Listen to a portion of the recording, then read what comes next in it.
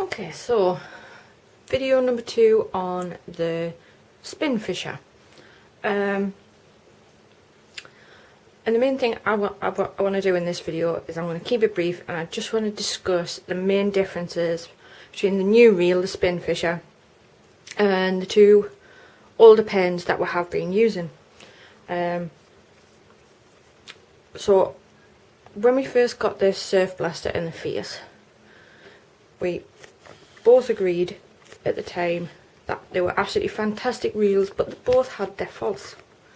For example, the Surfblaster wasn't a full metal body, so it wasn't as strong. So when it actually came time to go fish a particularly rocky area, it ended up the anti-reverse clutch went. But that turned out to be a reasonably simple fix, something I ended up doing myself. What else did I not like about it? Well, I didn't like that the paint came off the arm. Now this hasn't happened on all of them, but it has happened on quite a few. Obviously this kind of stuff is just general wear and tear. That's, you know, what happens when you use it, gets knocked in the box and stuff like that. You know, that's not a problem, but this is pretty bad crack. Otherwise, generally speaking, with the exception of the lack of power that the Surfblaster has for the heavier duty winching, it's an absolutely fantastic reel. It's a long cast, it's got really good line lay, if you can see that, lovely line lay on it. 2 spools, a braid spool and a mono spool. Like I say, I've never really used the braid spool much. It was nice and light to use, easy. I'll just zoom into the specifications on the Surfblaster so you can see there. So the Surfblaster has a 4:1 ratio, so it's reasonably quick, but not too much.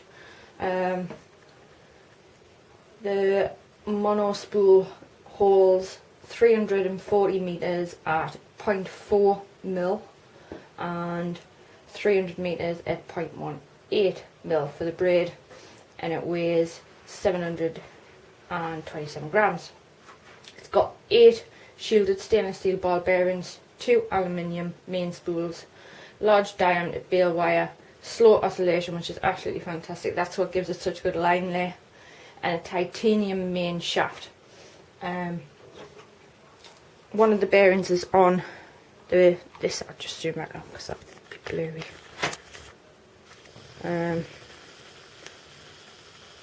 Yes, one of the bearings, whoops,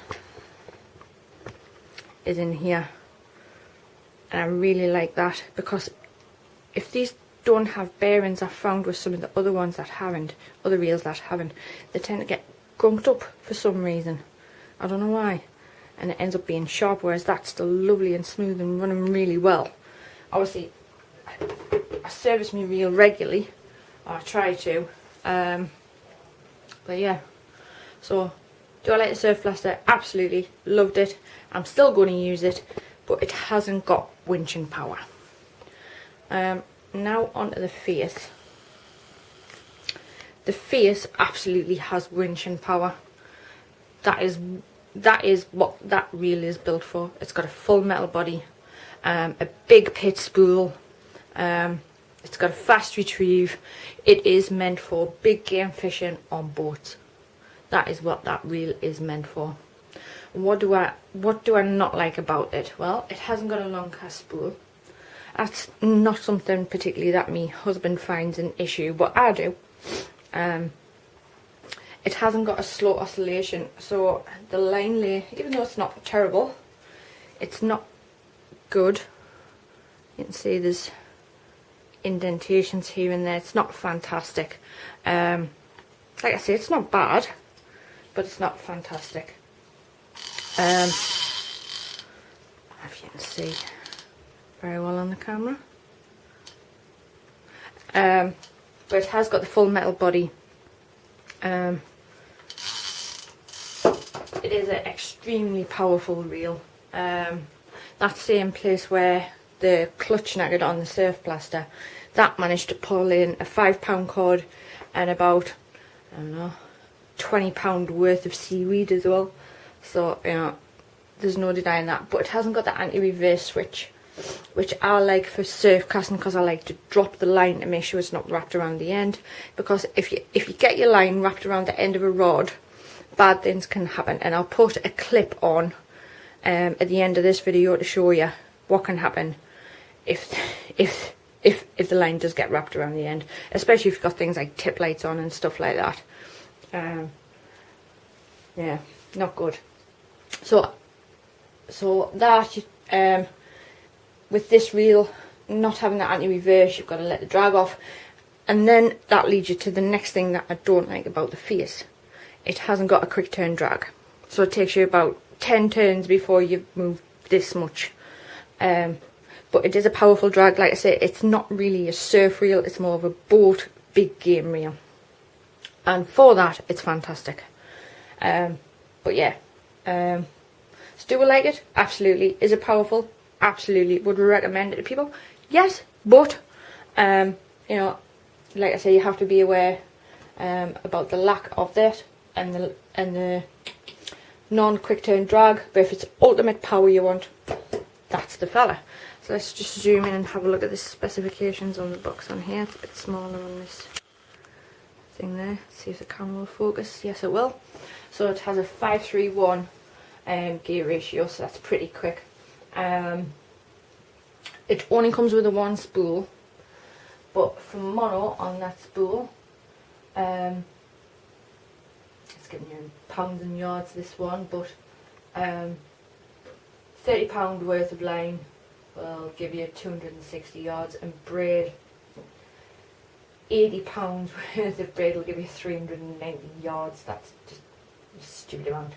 And it weighs 776 grams, so it is 51 grams heavier than the Surfblaster.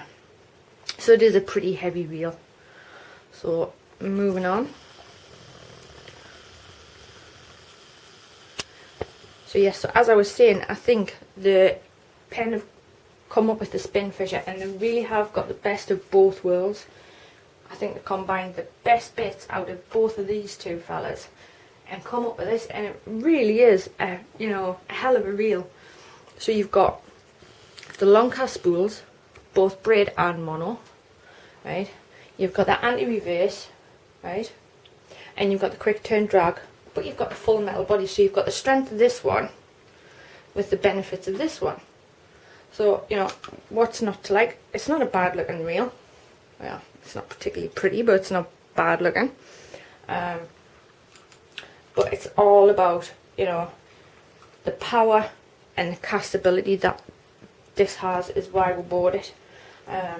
So again, just looking at the specifications on the reel. Let's zoom in. And we're focused. Yep, we are. Okay, so you've got a 4:7:1 gear ratio. So sitting in between those two, sitting in between the Fierce and the Surfblaster, with the gear ratios there. And the braids were back to millimeters and meters. So with the braid spool, 0.25 mil, you get 155 meters. That's still quite a bit. That's quite a thick line. And the weight, it's not giving you for the mono spool, so I'll have to spin that around in a second. The weight is 775 grams. So again, it's, you know, 1 gram less than the Fierce. It's got the full metal body, the side plate and rotor. Watertight design. It's absolutely fantastic there. Sealed HT 100 drag system. 5+1 shielded stainless steel ball bearings. Let's have a look. Yeah, one of those bearings is in the bail.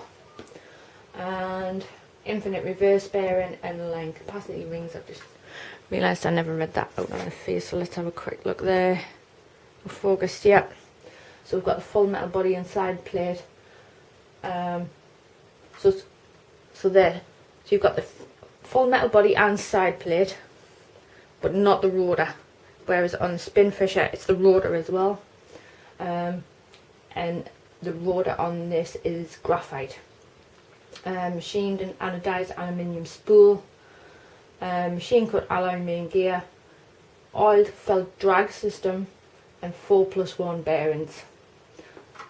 So actually the Spinfisher has the most bearings with a total of 8. Followed by the Spinfisher at 5+1, so 6. I don't know when they do that. It's 6, isn't it? You know what I mean? But yeah, and the Spinfisher also has fantastic line lay because it has that slow oscillation that the Surfblaster has. As you can see, again with that lovely line lay, really nice, which just means you're going to cast that a little bit better, you know, because the line's going to come off the reel much nicer. But the mono spool holds 20-pound line, you'll get 300 yards, so that's absolutely stacks. It's crazy, isn't it? Yeah. So yeah, so I really am happy with the purchase. I think, like I say, the Spinfisher is providing you with the best out of the 2 of those reels. So now we just need to put it to some use.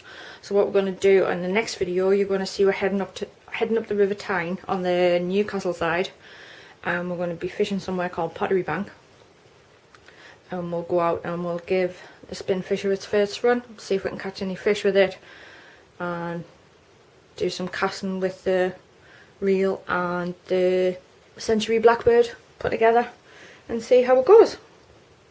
Okay, so thanks for watching. I hope you enjoyed it. Any questions or comments, shoot down below, and we'll see you in the next one.